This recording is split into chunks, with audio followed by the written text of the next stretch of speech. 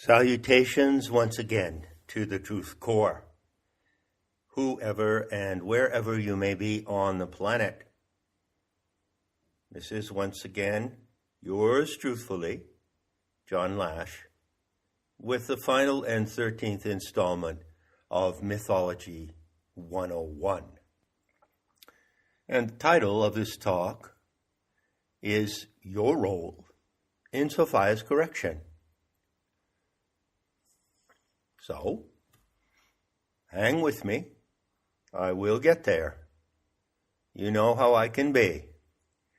A little long on the T's before the hard squeeze.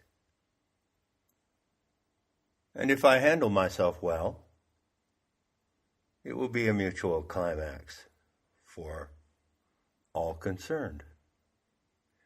First, though, I have some reflections on the course and on my future course of teaching. So I'd like to tell you where I go next. Be assured that I am deeply grateful for those of you who have followed this course. It's yours, free for the taking. It's there online. You have all the talks. Review them, download them, use them to your benefit.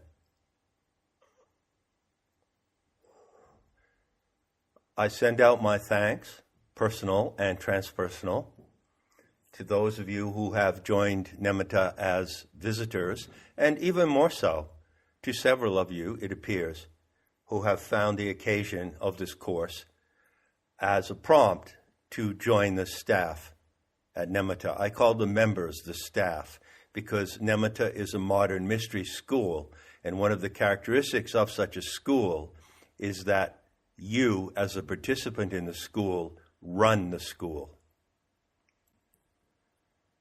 This will be the last series of talks that I release on the internet for free. So those of you who want to follow my work, written and spoken, can find it on Nemitta from this moment on. Now, visitors who go to Nemitta can already access tremendous amount of material without subscribing as members. For instance, you can access all the landing pages of all the courses. You can read the text. Some of those landing pages have introductory talks. And you can join the Planetary Tantra forum, and you can access all the material I produced on Planetary Tantra free on Nemitta as visitors. As members, you have access to new material, which is constantly added each week. That includes written and spoken material. You also have access to the members forum, and you have access to yours truthfully. So if you want to communicate to me directly as a member, you're welcome to do so. Up to this moment, which is November 2020, I have released over more than 12 years, 14 years, tremendous amount of free material on the internet. There are hundreds of talks, including interviews, and there is a tremendous amount of written material you can find on the internet. I don't need to explain myself to anyone, but as a gesture of respect, I'll tell you that I've decided not to release any more free material simply due to practical considerations. My legacy has numerous dimensions. Oh, yes, it does. And Nemitta stands central to my legacy.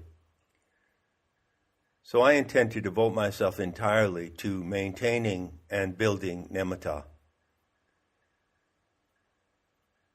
Hence, I've made this decision. However, there is one exception, and I established this exception before I decided that this would be my last free offering on the internet.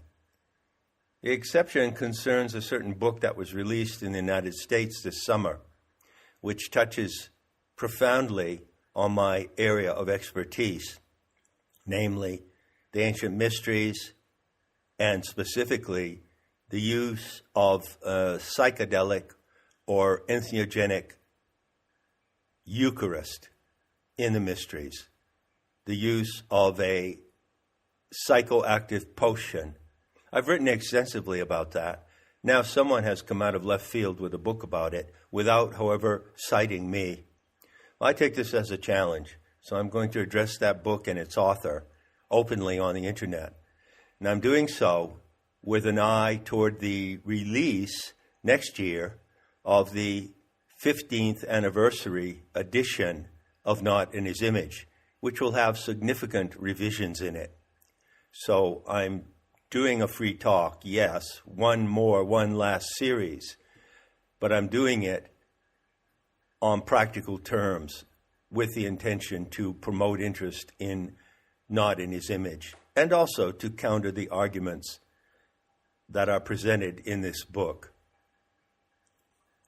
You may have heard of this book. It's called The Immortality Key, a very bad title, by Brian Marorescu. And there was an interview with the author on Joe Rogan that gleaned about 3.5 million views in the first couple of weeks, or the first week that it was up. So I intend to answer point by point some of the claims the author makes in that interview, and I also intend to address certain issues in his book. So that's where I go from here.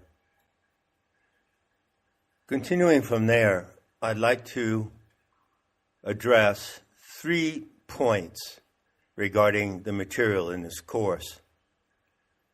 First off, of course, there are a lot of loose ends.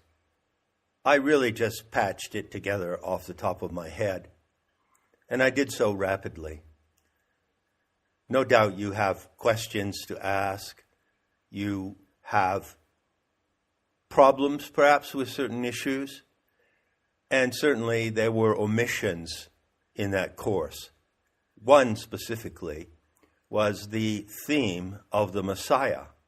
I did not specifically or explicitly address that theme. Now, obviously, this is a huge theme in comparative mythology and world religion, isn't it? In fact, I rank that theme, or mytheme, as Mircea Eliade suggested, as belonging to the top 5 mythemes in the entire inventory of comparative mythology drawn from all races and cultures through history. It belongs, actually, in the category of salvationism. So the idea that humanity in some way needs to be saved implies that there is a savior figure who is called the Messiah. Now, there are 2 operative terms for the Messiah. One of them comes out of the Hebrew file.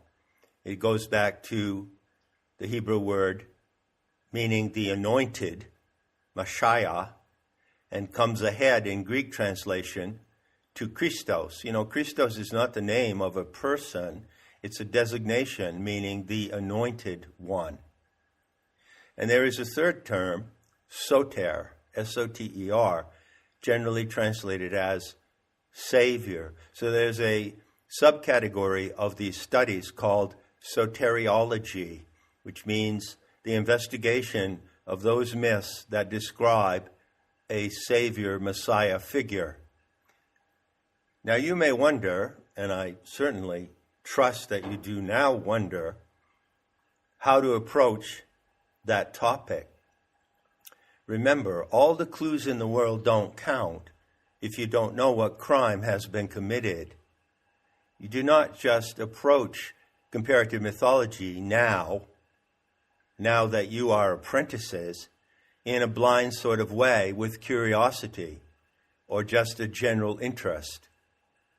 Gee, I wonder what I would find out if I went and read some mythological narratives about saviors, No, you don't do that. You come with a question. And the question is your forensic tool for working your way through the material rather than getting swamped in it and coming away with your head spinning. The first question you can ask, for instance, is, well, how does the role and figure of the Messiah play across the inventory of mythic narratives? Do you find it in various mythologies? And how are the different messianic figures in those mythologies to be compared to each other? Of course, I'm not going to elaborate on that. I leave you with the challenge. If it entices you, I will just point out one conclusion that I have drawn.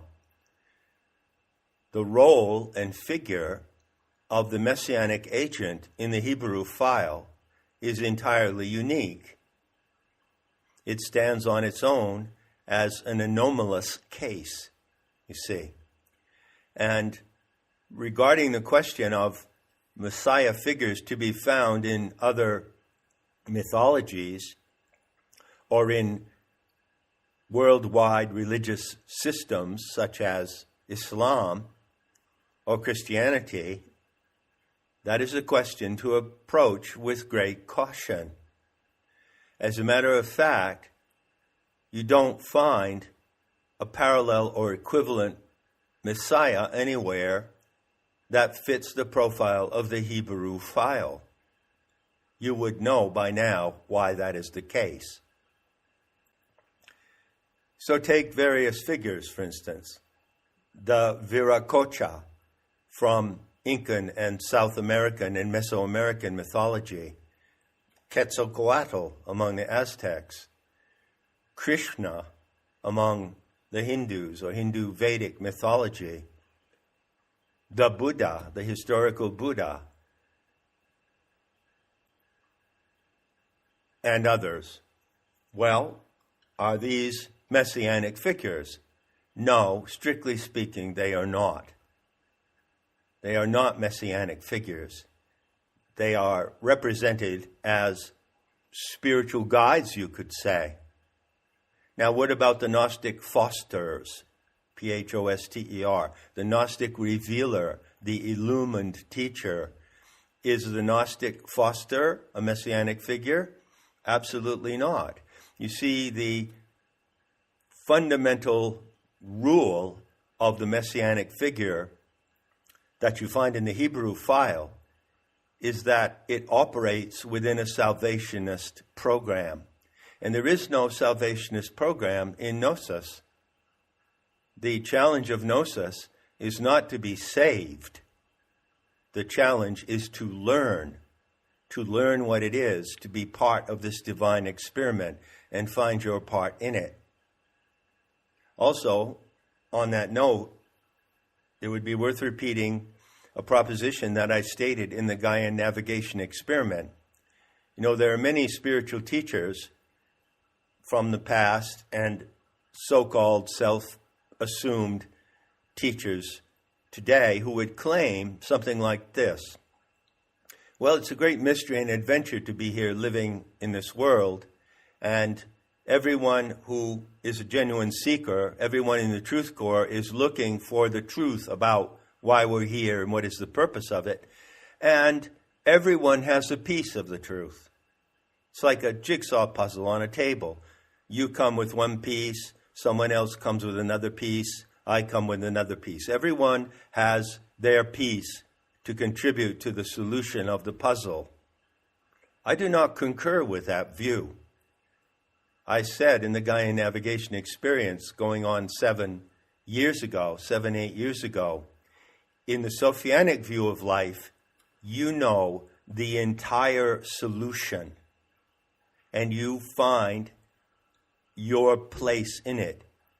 You commit to the entire solution. You do not carry merely one piece of the solution. You know the entire solution, and you find and enact your role in that solution. And that is the bottom line of what I teach. How then do you know the total solution? Well, Sophia's correction is the solution.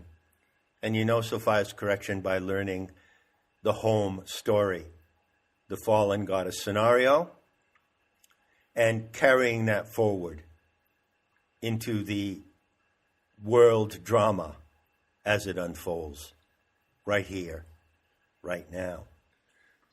By the way, I said Gaian navigation experience, and it was indeed an experience and continues to be. But I meant, of course, Gaian navigation experiment, GNE for short. And you can find that on Nemitta. On to the second point. I maintain the view that Christianity and also Islam in another way are simply outgrowths of Judaism, which, as you know, is an expression of the Hebrew mythogen. And so I observe continuity of program and purpose from the Old Testament, the Torah, and the Talmud, coming forward to Christianity, and coming forward, that would be the New Testament, and then coming forward to the Apocalypse. So when you look at the Bible, you see one program presented from different angles and through different means of deployment, different means of implementation. Now, I haven't spoken about the apocalypse in these talks, but it certainly is a mythological theme that requires close investigation. Again, of course, I can't go into it here, but I can provide you with a really strong warning. The meme of the great beast is common today in internet parlance. In fact, it is widely used by those sincere and diligent truth seekers who want to oppose the program of the globalist masterminds. And so I'm sure you've heard the frequent allusion to the great beast and 666. The way that the theme presents itself goes like this. Well, 666 is the barcode. 666 is the mark of the beast. And the beast, Tomega Therion, the great beast of the apocalypse, is the satanic horror that faces the world, and we must oppose and defeat the great beast. I need to warn you that those who take that view, sincere as they are miseducated in regarding the true nature of the great beast. Now, there's a series of talks on Nemitta called Gnostic Sabotage in the Book of Revelation. And in this series, I explain that there is something strange about the appearance of the beast with 7 heads and 10 horns, and the scarlet woman, and the signature of 666 in the Apocalypse, the book of Revelation, which is the last book of the Bible. And I've explained that the figure in that text is completely inconsistent with what scholars call Jewish apocalypticism. Scholars maintain that there is a textual and thematic continuity coming forward from certain Jewish prophets, such as Ezekiel, Daniel, and Isaiah, leading directly to the book of Revelation. In certain ways, that is correct. But as regards the figure of the scarlet woman who rides the great beast with 7 heads and 10 horns, and the mark of the beast, that is not correct. Those elements are inconsistent with Jewish apocalypticism. And I have shown that there is another identity for the beast. And this view, this interpretation, I call Gnostic sabotage. So I advise you, although I cannot elaborate further at this moment, in this context, I advise you to consider that there are two faces to the beast of the apocalypse. And the other face, the unknown face, actually reveals the Aeon Sophia, the planetary animal mother herself. She is Tomega Therion. She is the great beast which has the power to oppose and overthrow the salvationist program of the Hebrew Father God and his Son, the Messiah. It is entirely wrong, and this is an unfortunate error for those who are opposing the globalist mastermind system today to use the term the beast system and to talk about the great beast in this way, in the way that they do. For one thing, let me make it clear, the globalist system of technocracy, based on the Hebrew program of deceit, division, and domination, ain't coming from any beast. A beast is a living animal creature. You are a beast. I am one hell of a beast. And the beast is not your enemy. The true beast is your ally. And 666 is not a number to be afraid of. 666 is the number of the beast. It all depends on how you calculate it.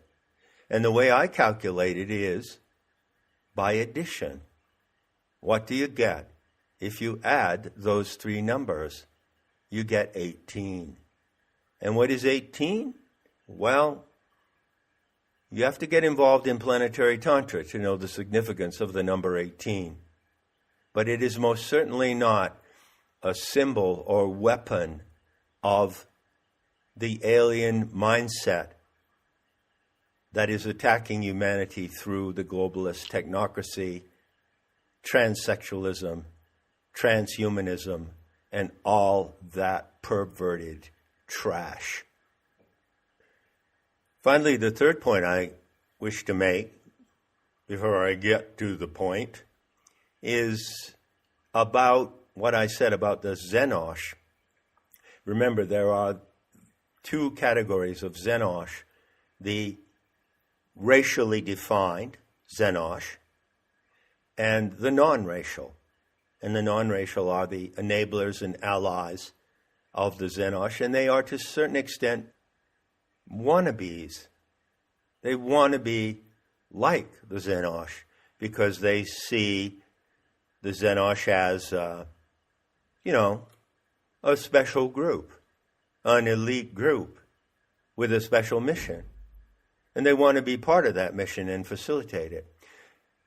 So I noted that those who subscribe to the Abrahamic religions, that is to say Christianity and Islam, are also Xenosh, but not exclusively so. There are also secular-minded people who don't subscribe to any religion, and they are also servants of the Xenosh. So I did not mean to imply that the religionists of the Abrahamic program are the only non-racial Xenosh. There are others as well.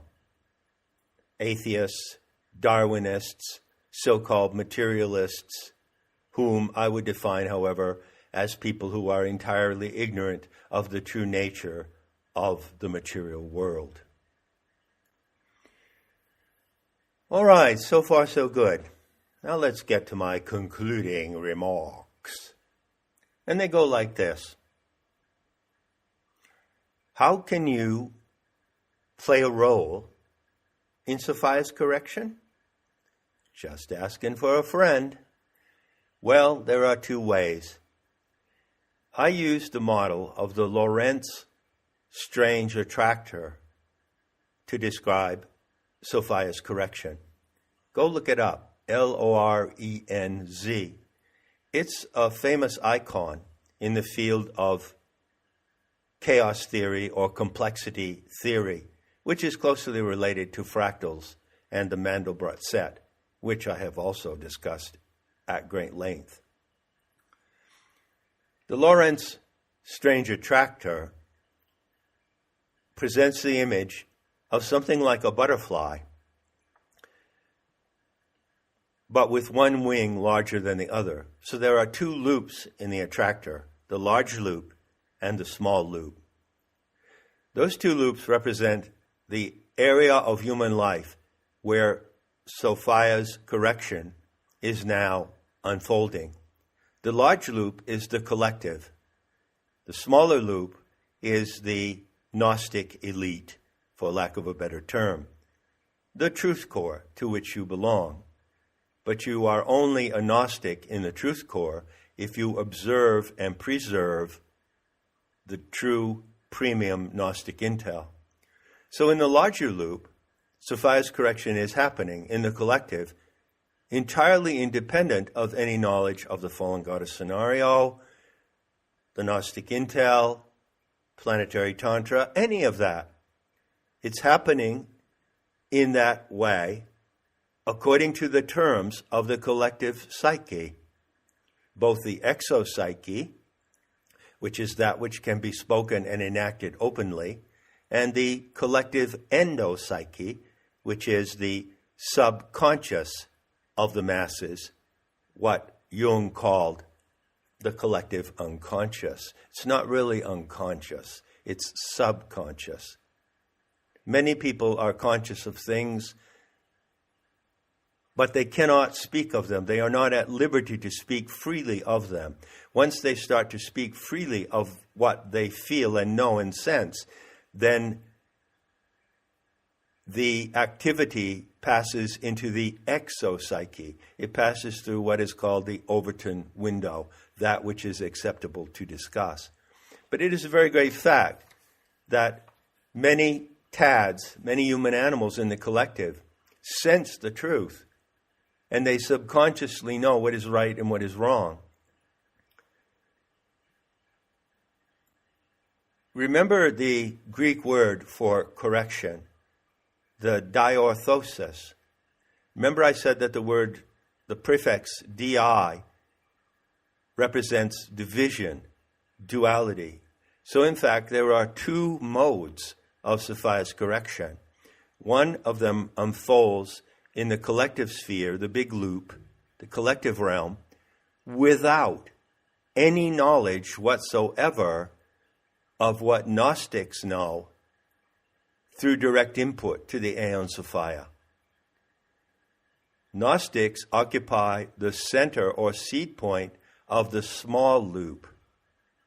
So in the small loop, correction proceeds in a certain way due to those who participate being deeply informed about the fallen goddess scenario and everything that the Gnostics taught in the past, relevant to the present, as well as the living gnosis today, which is an ever-evolving, ongoing activity. So those in the know, in the gnosis, occupy the small loop. Those who are oblivious to that occupy the large group. And Sophia is implementing her correction simultaneously in both groups, or in both loops, to refer back to the image of the Lorentz strange attractor. So how do you find and enact your role in Sophia's correction? Well, you can do it in the large loop. You can do it by committing your life to being an anti-reset activist. And many, many people are doing that as I speak. There are countless videos to be found on the internet showing people standing up to the state challenging the authorities, defying the rules and regulations for preventing the spread of the virus. Remember that the narrative of the virus is the virus, and it's a fear-driven narrative. I don't deny that there might be some strain of coronavirus that came out last season, and that might be particularly nasty. There are over 40 strains of coronaviruses, if you believe in the basic concept of a virus, and they are natural events in nature. Our species and other species as well have adapted to viruses seasonally through the millennia. No problem. Even the CDC, the Center for Disease Control in the United States, admitted in September that in the first months of 2020, in the United States, there were about 9,400 deaths that could be accurately attributed to you know what. There are, of course, many more deaths falsely attributed to it.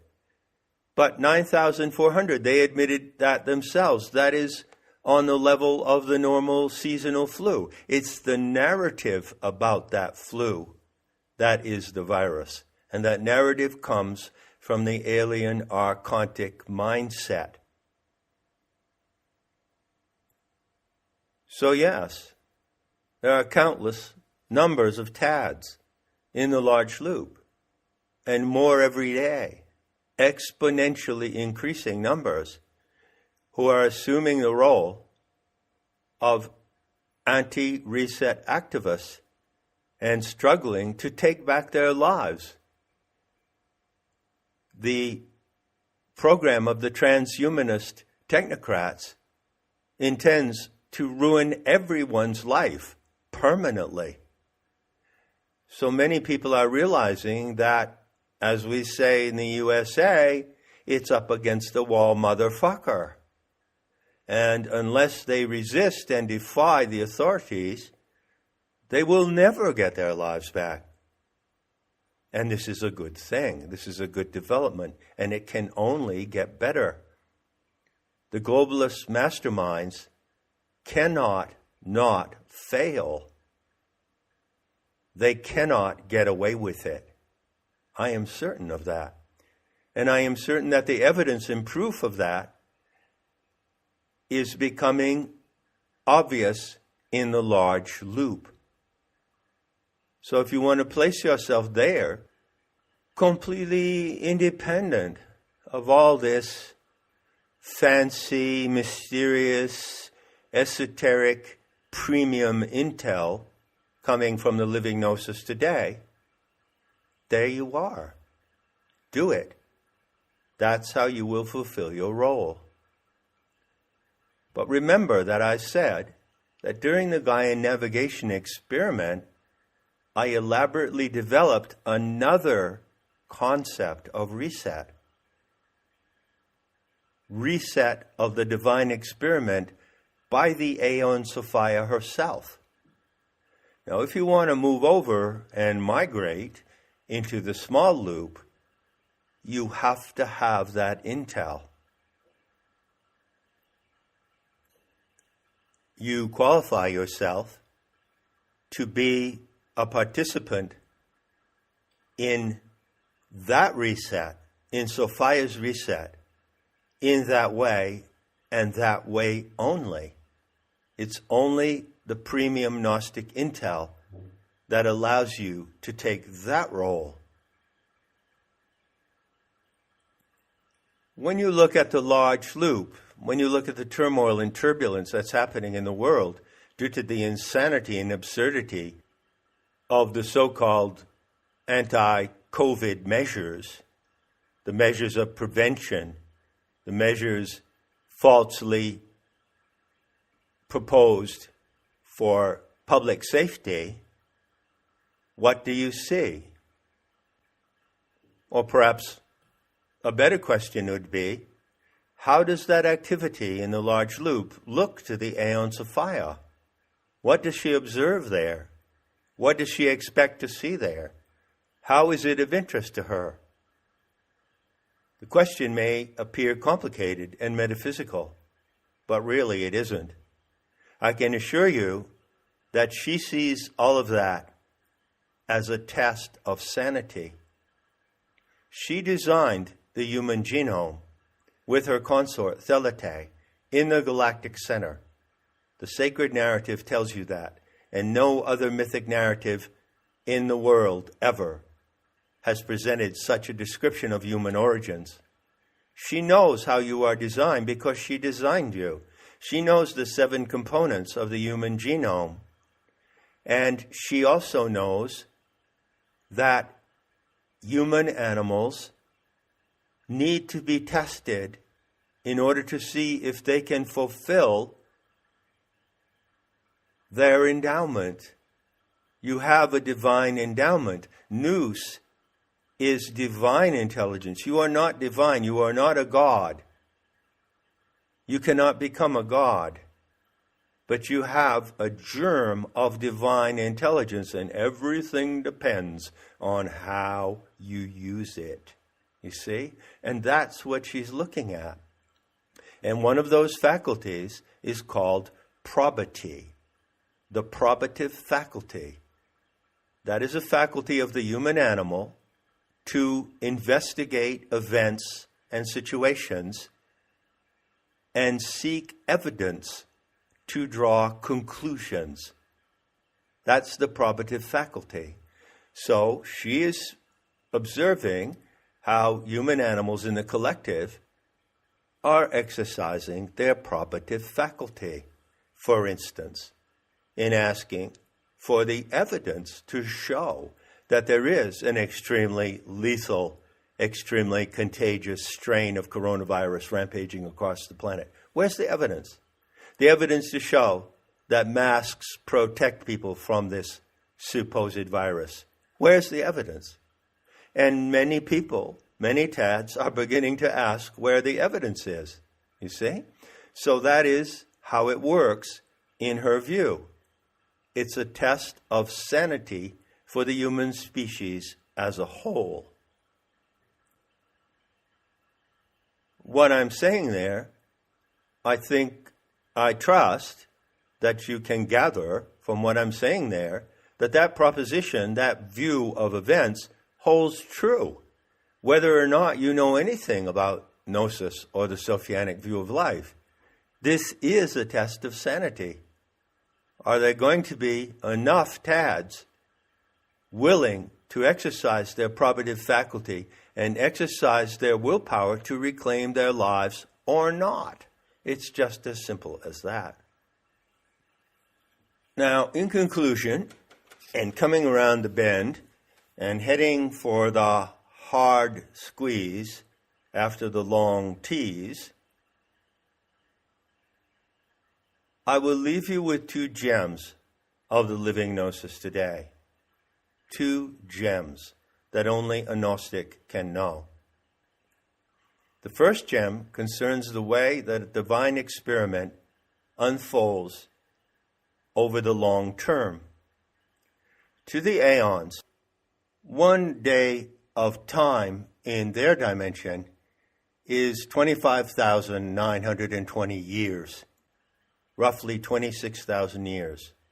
To the Aeon Sophia, 26,000 years is a day in her time.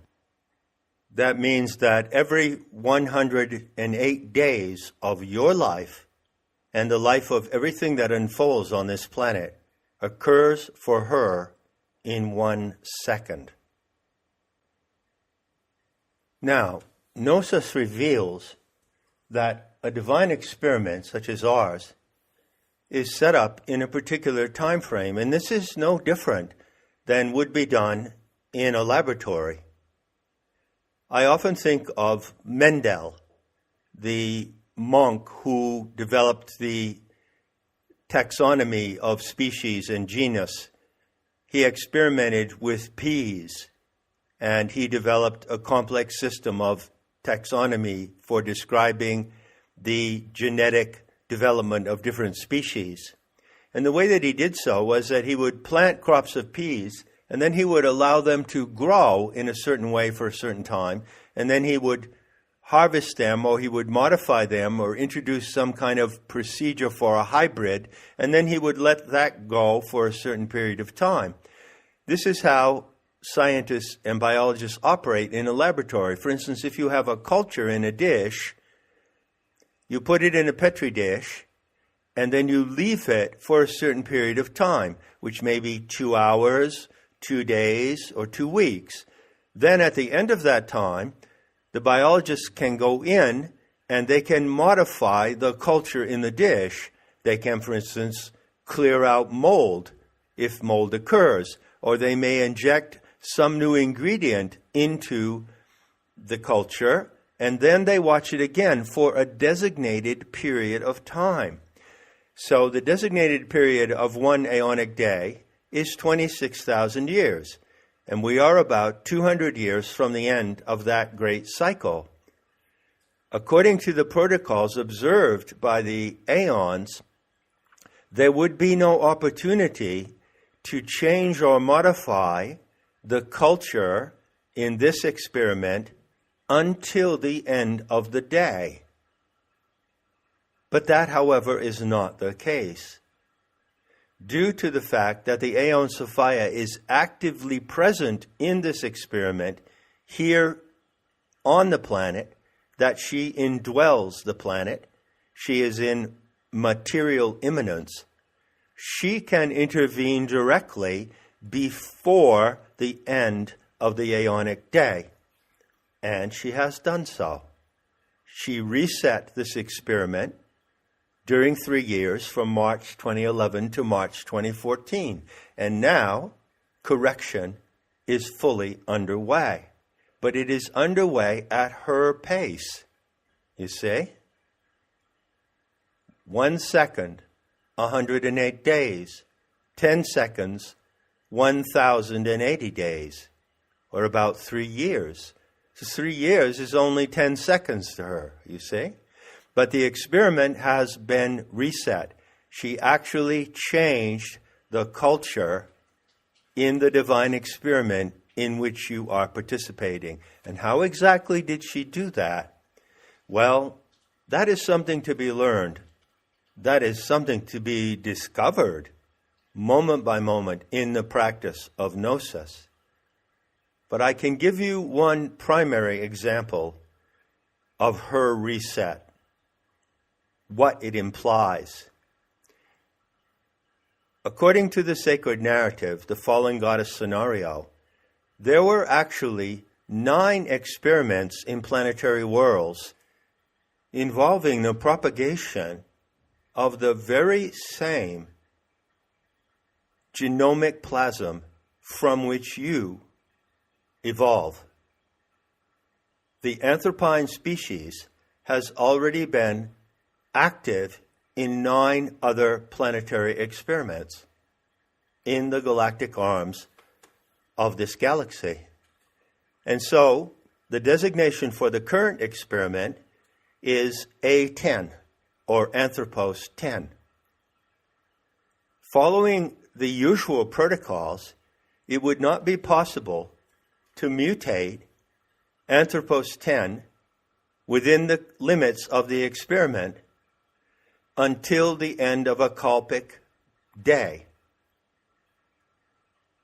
And even then, it would be a really tricky thing to do.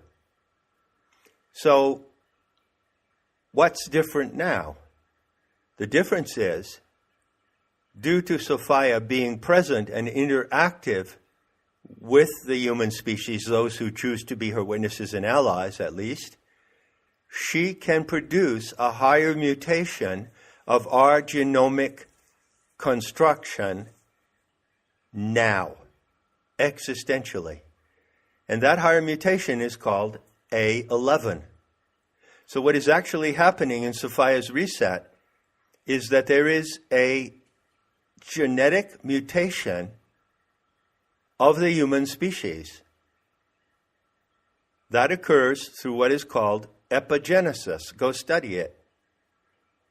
And look in particular at the discovery of an enzyme called reverse transcriptase. The scientists, the biologists who discovered this enzyme showed that RNA can rewrite DNA, and therefore a species can mutate by having its own code rewritten, not externally, but by itself, through its own internal processes.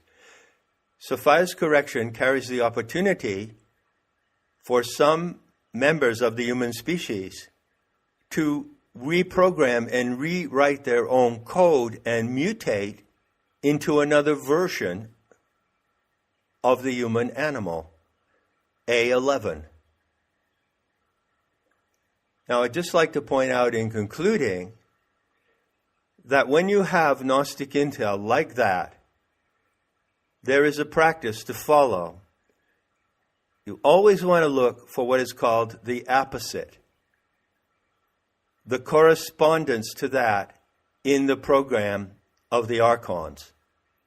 And where do you find it? Well, it's not hard to find. You may have heard that some people are claiming, and these are people who are against the Great Reset and against the vaccine, they're claiming that this vaccine proposed for you-know-what actually has the ability to mutate the RNA and DNA of the human animal. They're claiming that. Some very serious, concerned people are claiming that. What do I have to say about that? I don't concur with that view. I do not believe that is the case. First of all, I do not believe that the transhumanist technocrats can alter human DNA and RNA. I'm sure they want to, but I do not personally believe they have that capacity. However, it greatly benefits their program if people think that they do have that capacity, even those people who are fighting against them. I maintain that those people are in error. I allow that the vile, perverted transhumanist might be able to damage DNA or RNA, but they cannot mutate it in any particular direction of their choice, so that they would, in effect, re-engineer the human genome and remake us in their image.